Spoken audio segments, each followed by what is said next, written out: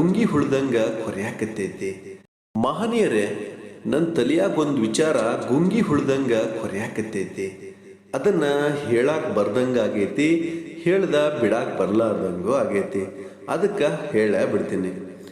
ಮೊನ್ನೆ ಭಾರತೀಯರ ಆರಾಧ್ಯ ದೈವ ರಾಮನ ಮೂರ್ತಿ ಪ್ರತಿಷ್ಠಾಪನೆ ಆಯಿತು. ಇದು ಎಲ್ಲ ದೇಶವಾಸಿಗಳು ಸಂಭ್ರಮಿಸುವ ವಿಷಯ.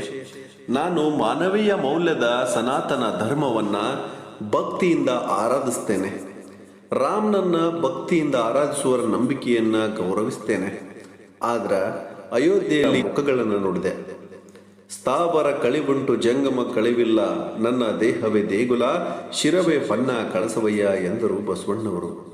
ಬಸವಣ್ಣವರು ಮೂರ್ತಿ ಪೂಜೆನ ಪುರಸ್ಕರಿಸಲಿಲ್ಲ ಮತ್ತು ದಾಸರು ಆತ್ಮ ಯಾವ ಕುಲ, ಜೀವ ಯಾವ ಕುಲ ಎಂದು ನಮ್ಮನ್ನ ಜಾಗೃತಗೊಳಿಸಿದ್ರು.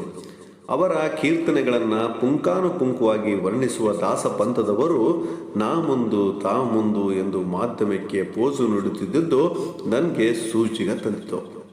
ಯಾಕಂದ್ರೆ ಇವರೆಲ್ಲರೂ ಮಾನವೀಯ ಮೌಲ್ಯದ ಧರ್ಮದ ಹೆಸರಿನಲ್ಲಿ ಶರಣರ ವಚನಗಳನ್ನು, ದಾಸರ ಕೀರ್ತನೆಗಳನ್ನು ಮಾರಾಟ ಮಾಡುವ ಆಷಾಢ ಭೂತಿಗಳಂತೆ ಕಂಡ್ರು. ಇಂಥವ್ರ ಕಾಲಿಗೆರುವ ಜನರಿಗೆ ಏನು ಅನ್ಬೇಕು? ಮತ್ತು ಅವ್ರಿಗಂತೂ ಹೇಳಕ್ ಸಾಧ್ಯವೇ ಇಲ್ಲ.